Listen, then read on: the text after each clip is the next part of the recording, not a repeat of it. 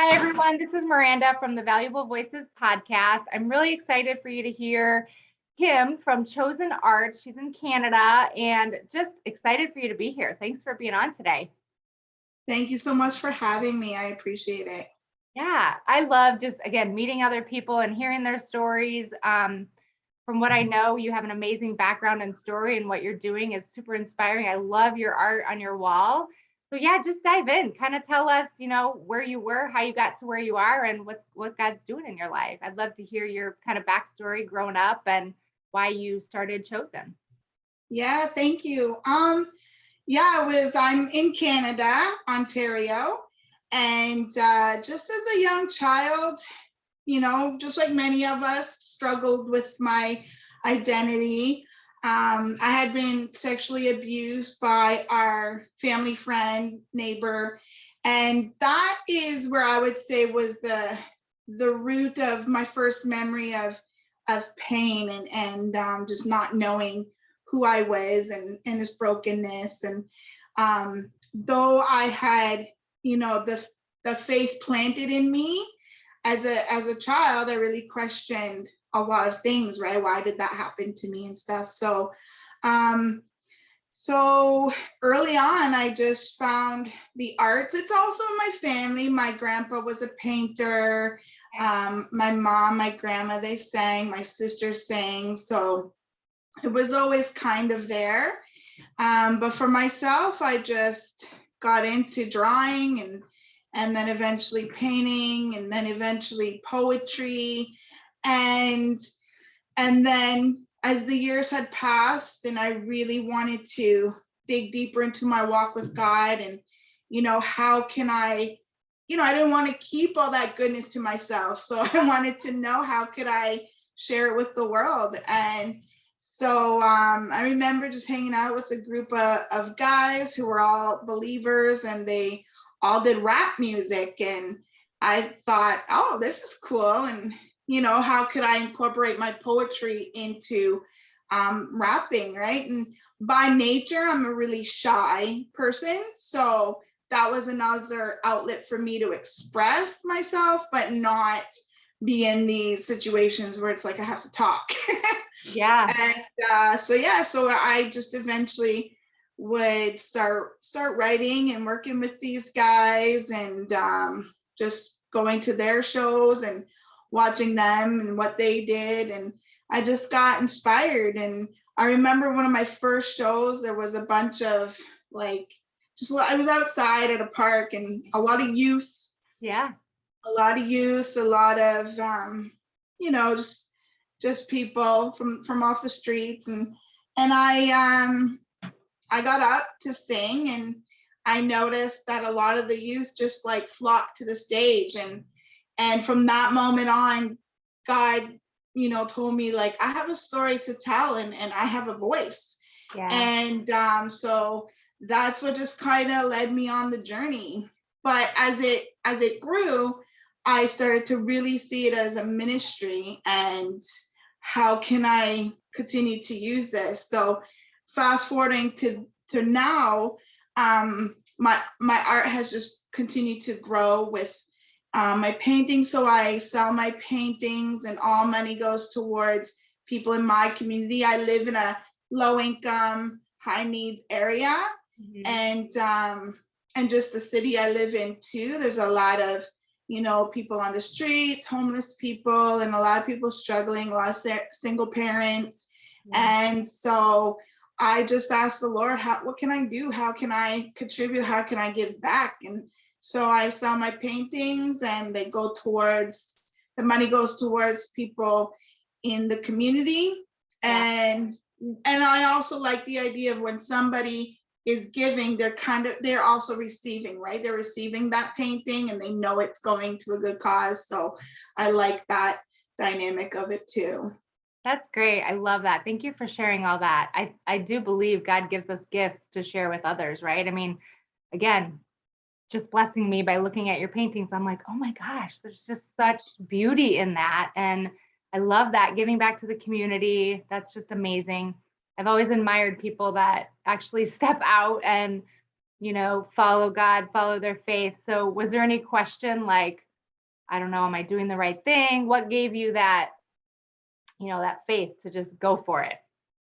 So I think what gave me that is just I envisioned the people who really need to hear it, right? Because you think of rap and you think a lot of people think like, bad words and bad stuff, and they really think and for good reason, a lot of the stuff that's mainstream is not the best messages, right? So so for myself, I just would envision the people who really need to hear my story and the people who would relate. So I put aside all of the, possible judgment and what will everyone else think or say.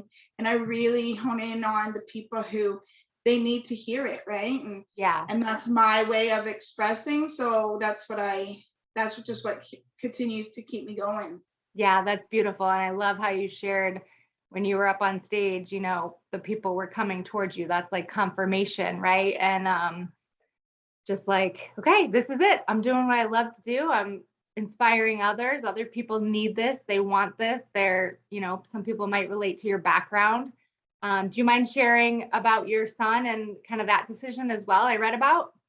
Yeah. So we're looking at almost, I think 17 years ago, just this past month, I found out that I was pregnant. And at the time I wasn't even with the man. I wasn't with his father, his real father. And so, and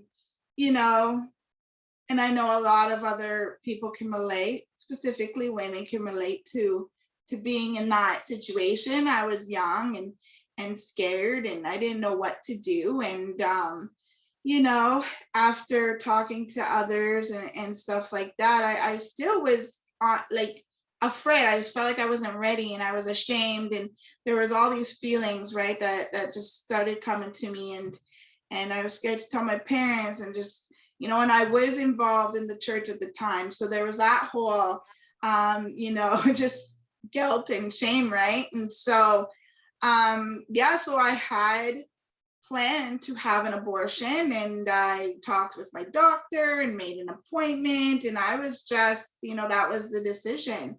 Yeah. And over a weekend or so, a few bold people in my life came to me, and with no judgment, but they said, Kim, like, we know God's a father, right? And your child is not by accident. Your child has a purpose and a calling, and I still wasn't too sure. And I remember the Friday before, I was still on the way to my doctor to find out the position of the baby.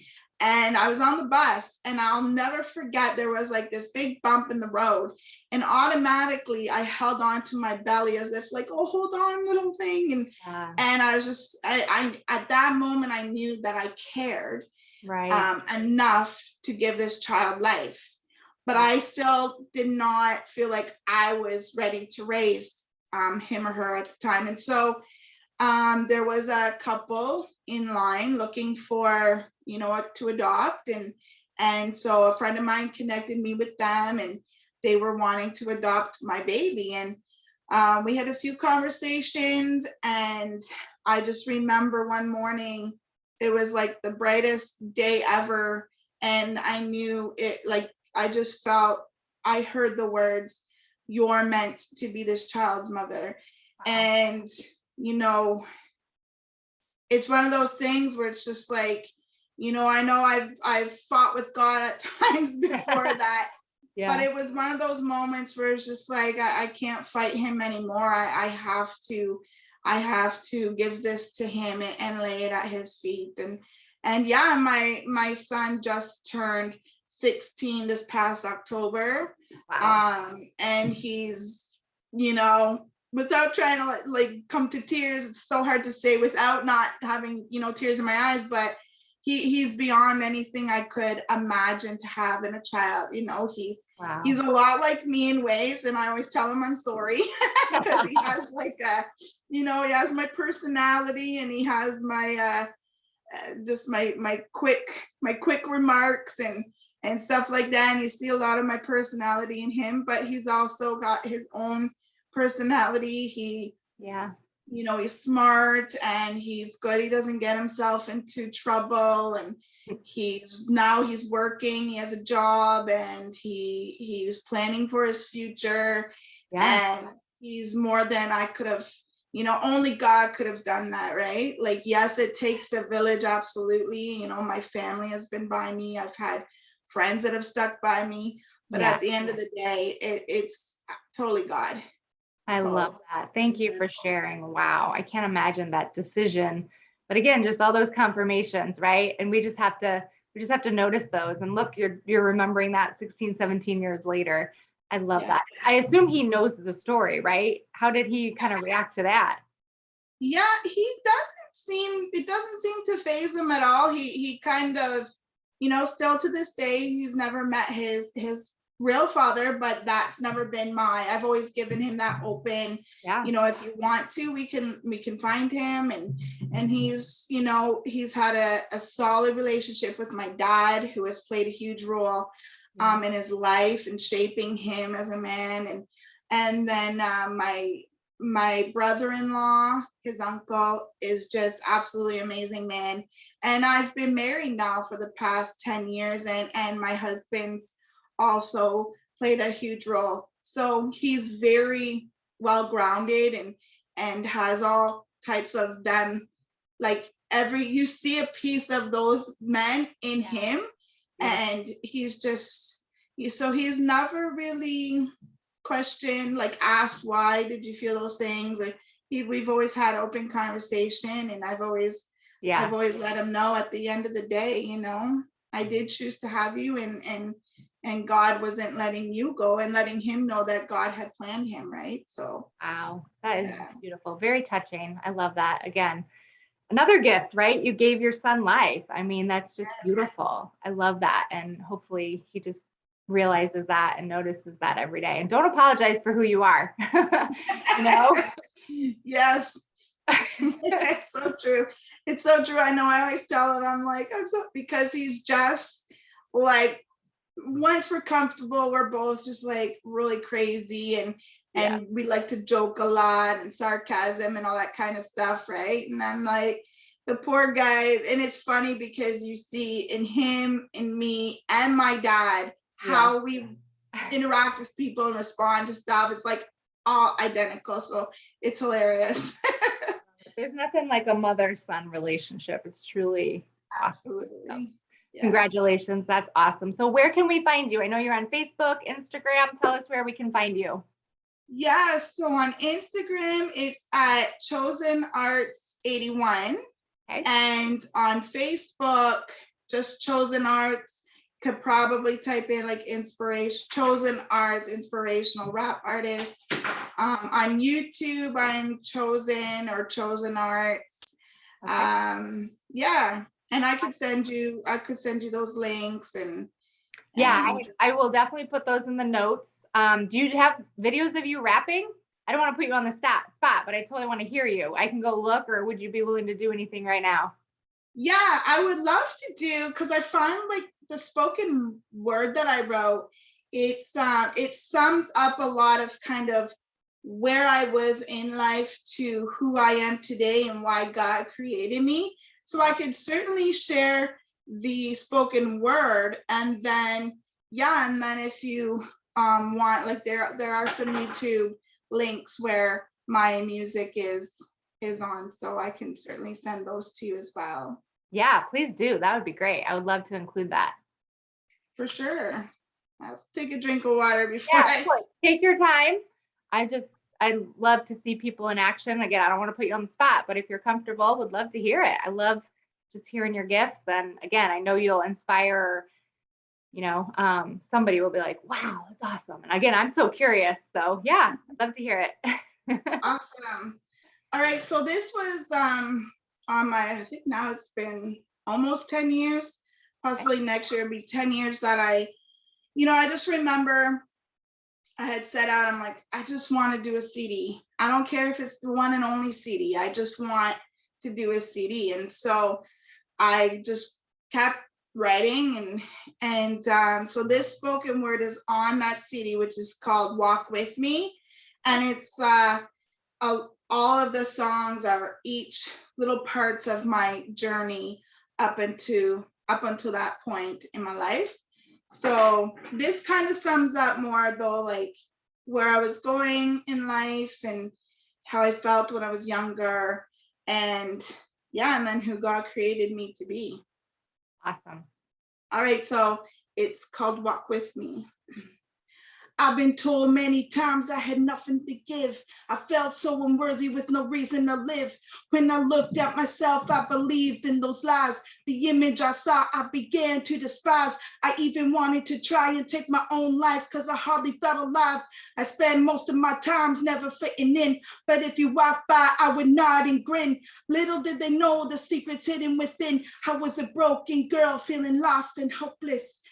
I found it too hard to believe I had a purpose. I couldn't help but think my pain was my only pleasure. How could I be treasured? I was a diamond in the rough. I felt I could be replaced because I never felt good enough.